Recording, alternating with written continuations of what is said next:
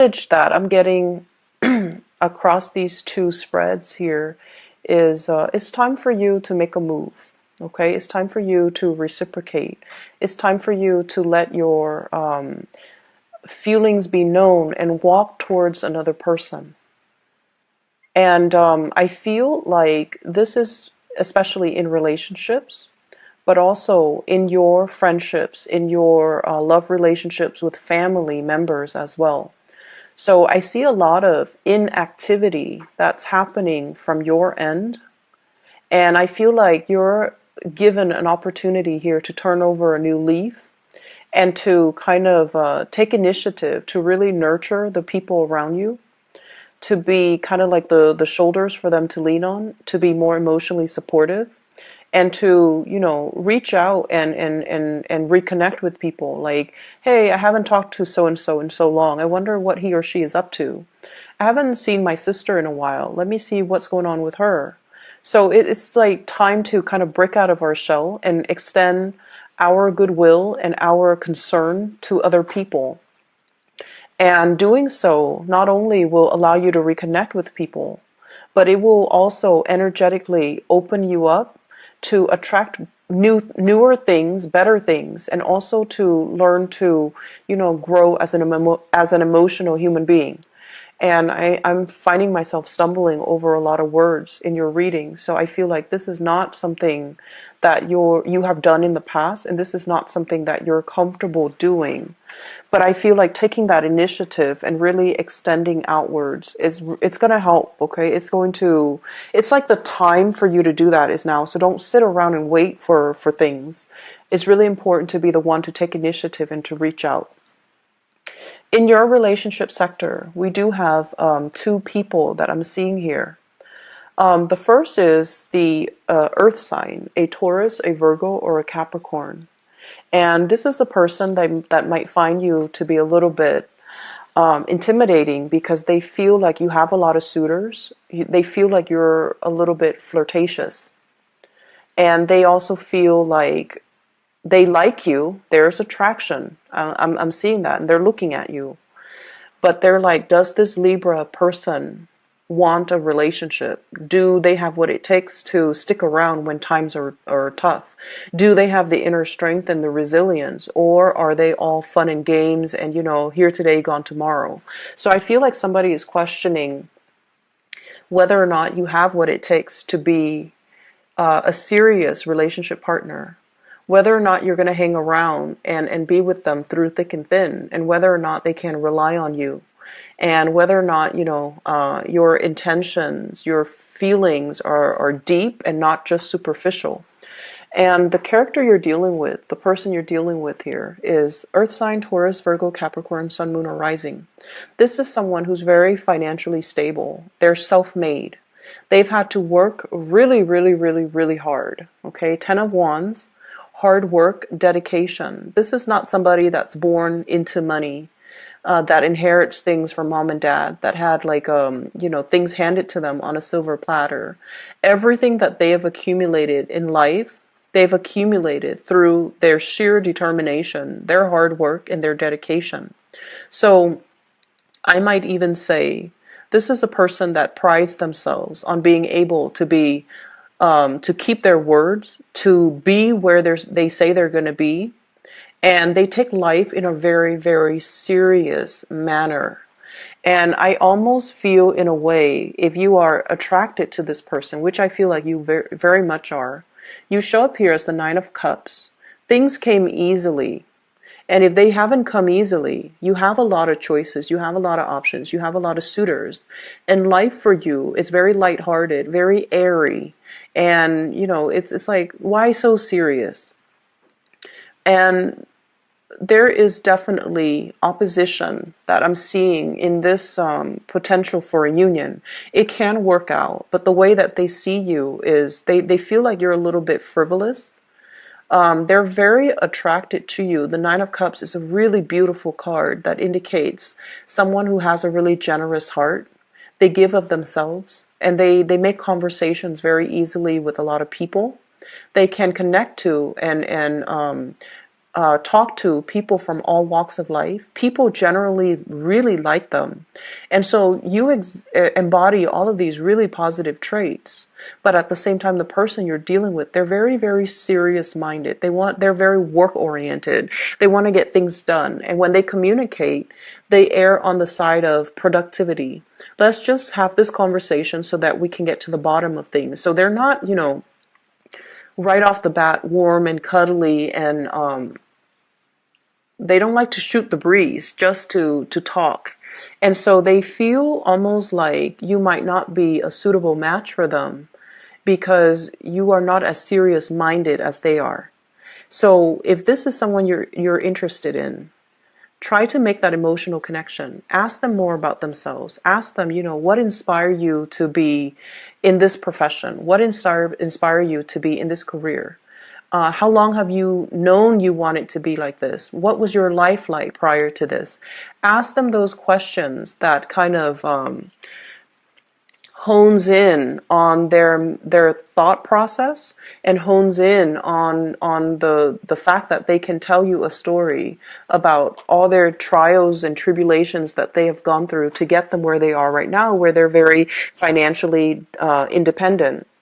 And I feel like it's really going to help you attract this person, and it's going to help change the mindset of this person as they view you. If this is somebody that you're interested in, you want to kind of like bring them into the fold with you, this is a strategy that you can enlist, okay? Because I feel like they see you as someone who's not very serious. And as a result of it, they're not at a point where they're making any types of offer. I feel like you're dealing with someone who's really, really attractive. Very, very, very incredibly attractive. And funnily enough, from your end, I feel like you're thinking, why do they work so hard? Why are they such a workaholic? Why don't they enjoy stop and smell the roses? Why don't they take it easy? And you look at them, the person that they are right now, and you're like, they're very financially stable, very financially solvent. And, they're kind of like at the peak of their career. Everything seems to go their way, but you fail to understand everything. You don't see the struggles behind the scenes, everything that they have to get their hands dirty doing in order to get them where they are right now. You fail to see this. And try to get to know this aspect of the other person, that not that they're trying to hide it. This is kind of like their pride and joy. This is something they keep very close to their chest, because through the struggles, it shows them how strong they are. And they take really great pride in the fact that they've been through all of this. And it didn't break them. It made them so much stronger. And so they don't let a lot of people in to this side of their past. And so once you activate this, I feel like you're going to be able to form that emotional connection, and they're going to let you in, and they're going to start to trust you, and they're going to start to see you as a fun-hearted person, but underneath is not all superficial, that there is heart and soul and a really good partner. So I feel like you need to kind of change someone's opinion about you in order to enlist them on their side, on your side, or to make that connection with them. What I'm feeling is, I feel like for many of you, you are definitely coming into this month, or this week at least. I feel like you're in a relationship, okay? What's linked up with you here, Nine of Cups, is the Hierophant. And this is the institution of family, marriage. You might be engaged, you might have a marriage partner, you might have children, you might have, you might be living together. So this is a stable household unit, however you put it. You might be living together with somebody that you're dating. And I feel like if that's the case, the other person feels like they're putting in a lot of the work, and they need help. Okay? So check in with your partner. They see you like this, out and about, having fun, taking things very, very lightly, not really caring so much about the practical things. And then they're like this. They're carrying the burden of their entire relationship. Check in with your partner. Ask them if there's anything that they need help with. And we can't really assume, that our partner can read us and understand us telepathically. But it's always a nice gesture to just say like, hey, I'm noticing you're doing a lot. Can I help? Can I alleviate the burden from you? Can you, and I just keep seeing this sense of the partner being a little bit resentful. And so try to mitigate the impact of that by asking early on, is there anything I can help with? And, if they're doing like a lot of tinkering around the house, like fixing up stuff, maybe put in the effort to cook. Maybe you don't even need to ask them. You just do it, okay? And if they're, taking care of the kids, driving the kids to school, and driving the kids back, picking up the kids from soccer practice, maybe you shower the kids, like you bathe them at night. And so I feel like there's a disconnect in terms of values here. And one partner is feeling like they're doing all the work and the other person is not. And, once again, the energy can be reversed. But I'm seeing more the partner doing a lot of the work, or the crush, or the love interest. And they're just like, you kind of need to step up your game, okay? Not that they don't love you, not that they don't, they're not attracted to you. But I feel like the weight of the relationship is it's not just about attraction. It's not just about, lighthearted conversation, fun and games. It's about getting our hands dirty and doing what needs to get done, and especially for the people that we love without them telling us. So it's like sensing things on an intuitive level and then going where you are needed or contributing in the best way that you know how, okay? The other partner, I feel, that's in the picture, and especially for those who are in relationship, I see here an earth sign, Taurus, Virgo, Capricorn, and then a fire sign, Sagittarius, Aries, or Leo. And this can be, earth sign rising, sun, moon, or fire sign rising, sun, or moon. You have another person here. And I see this fire sign as somebody who's very, very defensive when it comes to their interaction with you. They feel like you joke around too much. And I'm sorry to say that. But the energy is coming in strongly. I feel like you're dealing with people who are very, very serious-minded. They're very process-oriented. They're very end-result-oriented. They're very much like workaholics. They want to get things done. They want to do things in a timely manner. They're very efficient. So it's like all of these, type A type of energy that you're dealing with. And I feel like it's polar opposites from you. And so you have somebody that's like very no nonsense, like TikTok, I'm on a clock. And they're coming to you, and I feel like you're not giving them meaningful communication. And I feel like they're just going to be on their way out. They're turning their energy around, and they're moving away. And so it's been really hard for them to communicate with you and to feel like you're on the same page. It's been really hard for them to get a straight answer from you and feel like you're on the same page with them. And so I have here the Nine of Wands, defensiveness. Someone who feels like they've been rejected and who feels kind of like on the defensive mode. And they're just like, is it really worth it for me to invest more time and energy into this person? Or am I better off, leaving the picture? So I feel like there are two people here that are in the picture with you. And earth sign, fire signs come out strongly.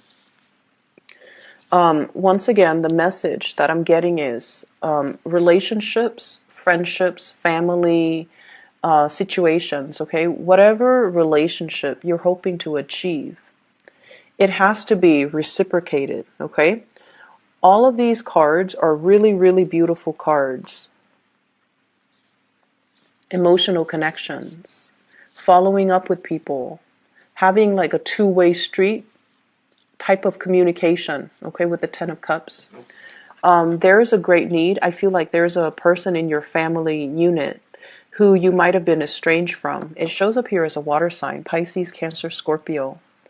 And this is somebody who's off doing their own thing. You've been off doing your own thing. There's a sense of estrangement and a reconnection, a reconciliation that should be initiated. Okay?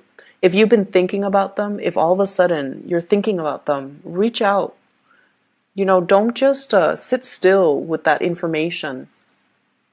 Reach out and see what they're doing, because most likely, psychically, they were probably thinking about you and wondering if you're okay and wondering what you're up to.